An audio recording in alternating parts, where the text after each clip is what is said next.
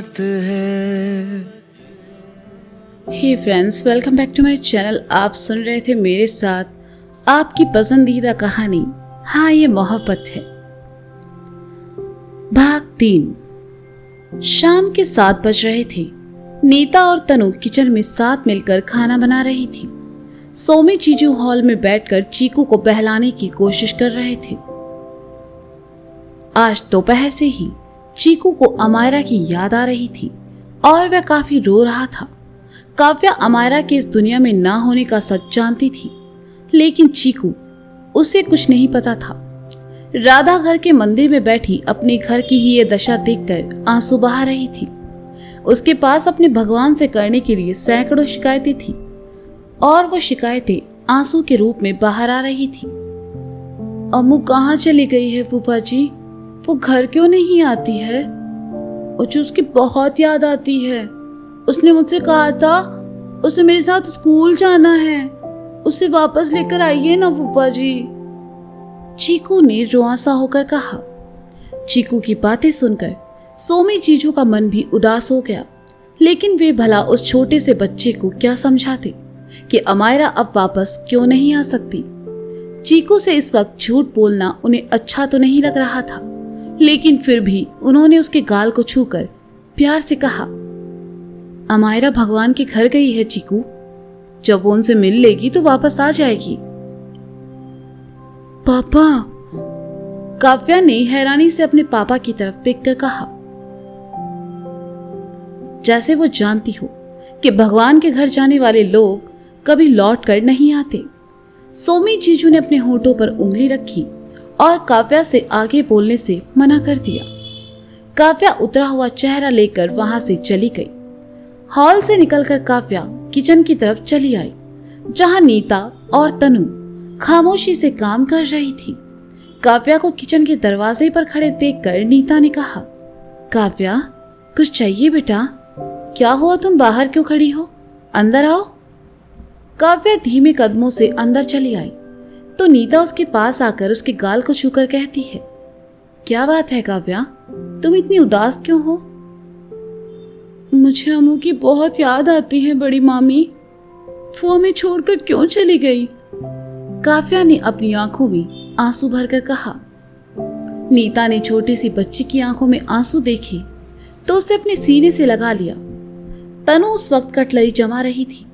उसके भी हाथ रुक गए और आंखों में नमी उभर आई। उसके हाथ में प्लेट को रखा और काव्या के पास आकर उसकी पीठ सहलाते हुए कहा, अम्मू कहीं नहीं गई है काव्या, वो हम सबके दिलों में है।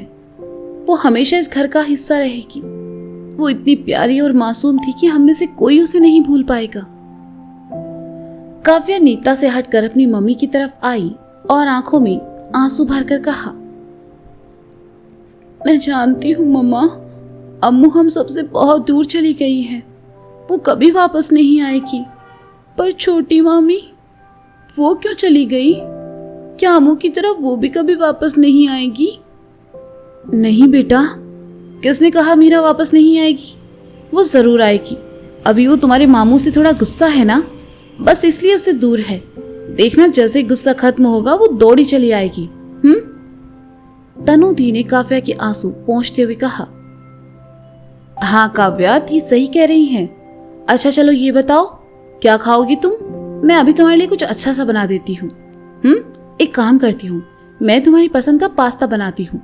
चीकू को भी पसंद है तो तुम दोनों मिलकर खाना, ठीक है? नीता ने काव्या को बहलाते हुए कहा। बच्चे भला घर गृहस्थी की बातें क्या समझे। नीता ने कहा तो भोली काव्या मान गई और हाँ में अपना सर हिलाकर बाहर डाइनिंग के पास पड़ी कुर्सी पर आकर बैठ गई। सोमी जीजू की झूठी बात से चीकू को एक उम्मीद हो गई कि उसकी छोटी बहन अमू वापस आएगी। वह खुश होकर राधा को बताने उसके पास आया, लेकिन राधा को रोते देखकर चीकू की खुशी गायब हो गई। उसने अपने नन्हे नन्हे हाथों से राधा के आंसुओं को पोंछा और कहा, दादी माँ मत रोइए, अमू वापस आ जाएगी। वो भगवान जी के घर गई है ना, तो उसको आने में थोड़ा टाइम तो लगेगा, पर वो आ जाएगी। आप मत रोइए दादी माँ। राधा ने सुना तो उसकी आंखों में फिर आंसू भर आए। वह विस्मित भाव से चीकू को देख रही थी। आपको मेरी बात का विश्वास नहीं हो तो आप पापा जी से पूछ लीजिए। चीकू ने हॉल में बैठे सुमित जीजू की ओर इशारा करके कहा। राधा ने कुछ नहीं कहा। वे समझ गई कि चीकू को बहलाने के लिए सोमी जी ने झूठ कहा है। उन्होंने अपने आंसू पोंछे और चीकू को अपने पास बुलाकर उसके हाथों को थामकर कहा, काश भगवान तुम्हारी बात सुन ले और हमारी अमायरा हमें वापस लौटा दे। नीता काव्या और चीकू के लिए पास्ता लेकर आई तो राधा को मंदिर की सीढ़ियों पर बैठे देखा। उसने प्लेट काव्या के सामने रखी और उसका सर सहलाकर राधा की तरफ चली आई। चीकू, तुम यहाँ क्या कर रहे हो? जाओ, मैंने तुम्हारे और काव्या दीदी के लिए पास्ता बनाया है, जाकर खा लो। चलो जाओ। नीता ने कहा तो चीकू दौड़कर काव्या के पास चला आया। वह काव्या के बगल में पड़ी कुर्सी पर आ बैठा और पास्ता खाने लगा। वह अमायरा को अब लगभग भूल चुका था। माँ, आप फिर रो रही है ना? नीता ने राधा के सामने मंदिर की सीढ़ी पर बैठते हुए कहा। मुझे तो कुछ समझ नहीं आ रहा है नीता, आखिर ये सब क्या हो रहा है और क्यों हो रहा है? मेरे दोनों बच्चों पर और इस घर पर जैसे मुसीबतों का पहाड़ टूट पड़ा है। क्या ईश्वर को जरा भी रहम नहीं आता? क्या उन्हें हम सबकी तकलीफें दिखाई नहीं देती? वे इतना कठोर कैसे हो सकते हैं नीता? कहते हुए राधा फिर सुबकने लगी। राधा को इस तरह दुखी देखकर नीता को बिल्कुल अच्छा नहीं लगा, लेकिन इस वक्त घर के हालात नीता को बहुत अच्छे से पता थे। वह समझती थी। उसने राधा के हाथों को अपने हाथों में लिया और धीमे स्वर में कहने लगी, माँ, दादी माँ के बाद इस घर की बड़ी आप हैं। हम सब में आपको देखकर हिम्मत आती है और आप ही अपनी हिम्मत तोड़ रही हैं। आप ही तो कहती हैं ना माँ कि बुरा वक्त कुछ वक्त के लिए आता है और फिर चला जाता है। ये बुरा वक्त भी गुजर जाएगा माँ। मैं आपको इस हाल में नहीं देख पा रही हूँ। आपको ऐसे देखकर अब में से किसी को अच्छा नहीं लगता। चलिए उठिए, अपने कमरे में चलिए और आराम कीजिए, सब ठीक हो जाएगा। नीता ने जबरदस्ती राधा को रिक्वेस्ट करते हुए वहां से उठाया और उन्हें लेकर कमरे में चली आई। सीढ़ियों से आते अर्जुन ने नीता की सारी बातें सुन ली। वह सीधा हॉल में चला आया और आकर जीजू के बगल में मुंह लटका कर बैठ गया। सोमी जीजू ने अर्जुन को मुंह लटकाए देखा तो पूछा, क्या हुआ? मुंह क्यों उतरा है तुम्हारा? आशु तो कुछ सुनने को तैयार ही नहीं है जीजू। मीरा को लेकर वो इतना बड़ा फैसला कैसे कर सकता है? वो ऐसी बेवकूफी कैसे कर सकता है जीजू? उसने खुद को कमरे में बंद कर लिया है और बस रोए जा रहा है। अर्जुन ने उदासी भरे स्वर में कहा, लेकिन शब्दों में गुस्सा था। रोने दो उसे, सोमी जीजू ने निराशा भरे भाव के साथ कहा। ये आप क्या कह रहे हैं? अर्जुन ने हैरानी से कहा।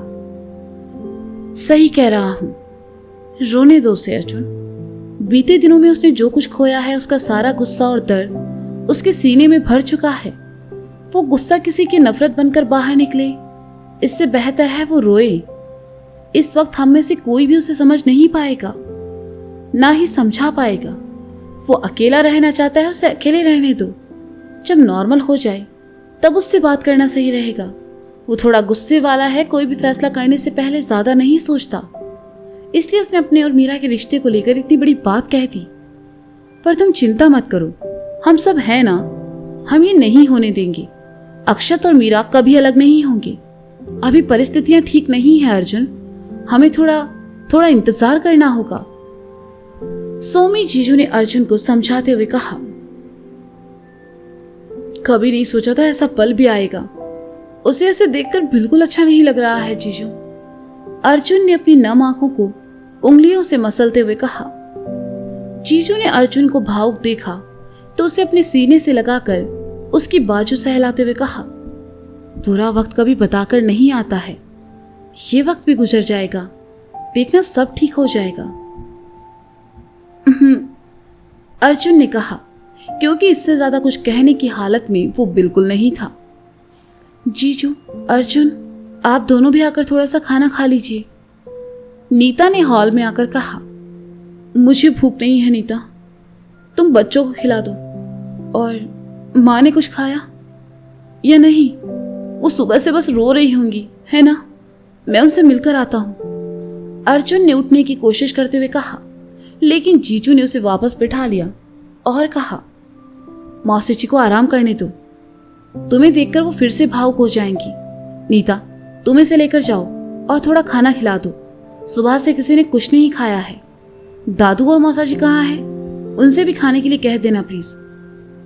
दादू और दादी माँ का खाना रघु भैया लेकर गए हैं उनके कमरे में। दादू की तबीयत थोड़ी खराब थी, इसलिए मैंने उनका खाना वहीं भिजवा दिया। नीता ने कहा।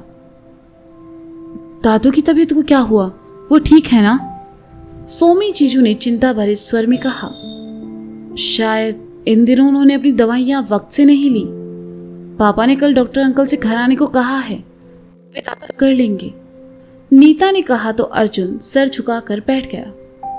जीजू ने अर्जुन को हताश देखा और कहा, जाओ जाकर खाना खा लो। जीजू, आप भी चलिए। नीता ने कहा, मैं जरा बाहर होकर आता हूं, तुम सब खाओ। कहते हुए जीजू उठे और वहां से चले गए। दुख कितना भी बड़ा हो, लेकिन पेट की भूख के सामने हमेशा छोटा ही प्रतीत होता है।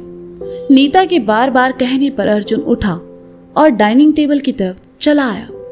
काव्या और चीकू अपना पास्ता खत्म कर चुके थे, इसलिए दोनों वहां से उठे और ऊपर अपने कमरे में चले गए। नीता ने अर्जुन के लिए खाना परोस दिया। तुमने खाया नीता? अर्जुन ने एक निवाला तोड़ते हुए कहा। ऐसे हालातों में भूख किसे लगती है अर्जुन? मैं माँ को खिलाकर आती हूँ, तुम शुरू करो। नीता ने दूसरी प्लेट में खाना रखते हुए कहा और फिर राधा के कमरे की ओर चली गई। अर्जुन ने देखा बाकी दिनों के बजाय आज खाना बिल्कुल सादा बना था। उसने बुझे मन से खाना शुरू कर दिया। कुछ देर बाद विजय जी भी आकर कुर्सी पर बैठे और अपनी प्लेट में अपने लिए खुद ही खाना परोसने लगे। तनु किचन से पानी का जग लेकर आई। विजय जी को खाना परोसते देखकर कहा, मौसा जी लाइए मैं कर देती हूँ। तनु, तुमने और नीता ने खाना खाया? विजय जी ने पूछा। हम लोग बाद में खा लेंगे मौसा जी। तनु ने विजय जी की प्लेट में खाना परोसते हुए कहा। विजय जी ने तनु का हाथ पकड़कर उसे बिठाते हुए कहा, बैठो और खाना खाओ। तुम और नीता भी इस घर के बच्चे हो। अभी हालात बुरे हैं और हम सबको मिलकर इन्हें सही करना होगा। अब उसके लिए ताकत तो चाहिए होगी ना बेटा, और ताकत के लिए खाना भी जरूरी है। तनु ने सुना तो उसकी आंखों से झरझर आंसू बहने लगे। उसे जरा भी भूख नहीं थी। सिर्फ अक्षत ही मीरा नहीं, बल्कि इस हर घर के सदस्य ने कुछ ना कुछ खोया था। तनु को रोते देखकर विजय जी उसके कंधे पर हाथ रखते हैं और कहते हैं, तनु, तुम मेरी बड़ी बेटी हो। मैंने निधि और तुम में कभी कोई फर्क नहीं किया। तुम्हारी आंखों में मैं ये आंसू बिल्कुल नहीं देख सकता बेटा। रोना बंद करो और खाना खाओ। हम सब हैं ना, हम सबकी एकता ही इस घर की असली ताकत है। जब तक हम सब साथ हैं, इस घर का कोई कुछ नहीं बिगाड़ सकता। सोमित कहाँ गए हैं? उन्होंने भी सुबह से कुछ नहीं खाया। वो भी थोड़ा सा कुछ खा लेते तो। तनु ने अपने आंसू पोंछते हुए कहा। जीजू शायद किसी काम से बाहर गए हैं दी, आप खा लीजिए। वो जब वापस आ जाए तब उन्हें खिला देना। इस बार अर्जुन ने अपनी खामोशी तोड़ते हुए कहा। अर्जुन की बात सुनकर खाना शुरू किया। हालांकि ऐसे हालातों में खाना उसके हलक से नीचे नहीं उतर रहा था, पर भूख शांत करने के लिए खाना जरूरी था। अर्जुन, खाते हुए विजय जी ने एकदम से कहा। जी पापा। अर्जुन ने कहा, मैं सोच रहा हूं कल जाकर अमर जी से मिलूं, उन्हें सब हालातों के बारे में बताऊं और उनसे कहूं कि वे मीरा को समझा बुझा कर वापस घर भेज दे। आशु ने अगर वहां जाकर कुछ गलत बात की भी है तो उसके लिए मैं उनसे माफी मांग लूंगा, पर यह सब सही करना बहुत जरूरी है बेटा। अक्षत मीरा की जिंदगी के साथ साथ इस घर की इज्जत का भी सवाल है। विजय जी ने गंभीरता से कहा। आप ठीक कह रहे हैं पापा, लेकिन अमर अंकल इस वक्त शहर से बाहर हैं और मीरा, वो हम में से किसी से मिलना नहीं चाहती। अर्जुन ने उदास होकर कहा।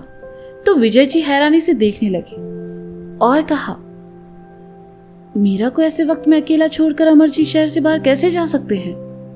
अर्जुन, मुझे तो कुछ गड़बड़ लग रही है। अमरजीत शहर में नहीं है और मीरा ने सबसे मिलने से इनकार कर दिया। क्या तुम्हें ये कुछ अजीब नहीं लगा? विजय जी ने जिज्ञासा भरे स्वर में कहा। हाँ पापा, वही तो मैं समझ नहीं पा रहा कि आखिर मीरा हम सब से क्यों नहीं मिलना चाहती। अर्जुन ने कहा, इसका पता तो मीरा के घर जाकर ही पता चलेगा। कल सुबह मैं और सोमी मीरा के घर जाएंगे। विजय जी ने विश्वास से भरकर कहा। हाँ पापा, मैं भी आपके साथ चलूंगा। अर्जुन ने कहा तो विजय जी ने हामी में अपनी गर्दन हिला दी। अमर जी के घर के बाहर सड़क के उस पार खड़े सोमी जीजू काफी देर से घर की खिड़की की तरफ देख रहे थे। ये खिड़की मीरा के कमरे की थी शायद, और जीजू काफी वक्त से मीरा का ही इंतजार कर रहे थे। उन्होंने घर पर किसी को नहीं बताया कि वे मीरा से मिलने जा रहे हैं। जीजू इंतजार करते रहे, लेकिन खिड़की पर मीरा नहीं आई। उन्होंने मीरा का नंबर डायल किया, लेकिन वो बंद था। हताश होकर जीजू ने फोन वापस जेब में रख लिया। उन्होंने जैसे भी करके एक बार मीरा से मिलना था, उससे बात करनी थी और जानना था कि आखिर अक्षत और उसके बीच क्या बात हुई। अब मुझे ये करना ही होगा, जीजू ने खुद से कहा और घर के बगल वाली दीवार के पास जा पहुंचे। दीवार काफी ऊंची थी। सोमी जीजू जैसे तैसे करके दीवार पर चढ़े और दूसरी तरफ घर के अंदर कूद गए। भारी शरीर होने के कारण उन्हें चोट भी लग गई, लेकिन उन्हें इसकी परवाह नहीं थी। अंधेरे का फायदा उठाकर वे घर की तरफ जाने लगे।